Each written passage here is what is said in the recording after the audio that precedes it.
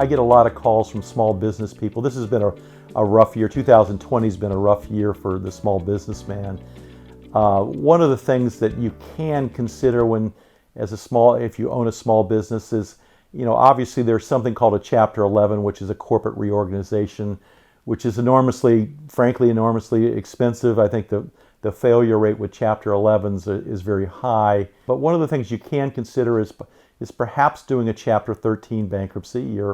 With a Chapter 13, you're able to, most of the people that have small businesses incur credit card debt in their personal names, and they're trying to finance their business by using their cards. They may have suppliers that have granted them credit that they're behind with. The Chapter 7 actually would work in some context if you don't have a lot of business equipment. Many of the businesses we have today are knowledge-based. They're not based upon tangible assets, so you're able to actually do a Chapter 7 and not lose anything. You're able to get within your Florida exemptions because the business is all about your knowledge or your skill or what the service you're able to provide. So you're able to do a Chapter 7. In the case where you have a small business, it does have, let's say, $10,000, $20,000 worth of tangible assets that you would lose.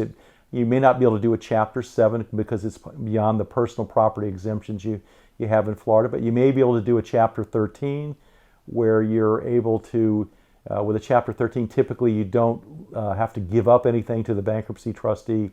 You're just required to make payments over a span of 60 months that equals to the amount of assets that you would have lost had you filed a Chapter 7. It's called the liquidation test. So under the liquidation test, you essentially are required, I should say, to pay out a dollar amount that equals what you would have lost in a Chapter 7 filing. So using the example of where you're about $10,000 over your exemptions, you're going to be making payments perhaps in the $200 to $250 a month range.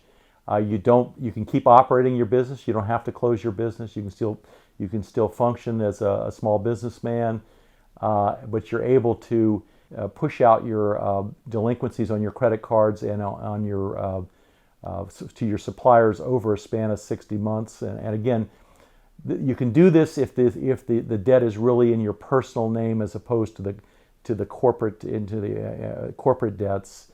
And this enables a lot of small business people to continue surviving and by the time they need to revitalize their business.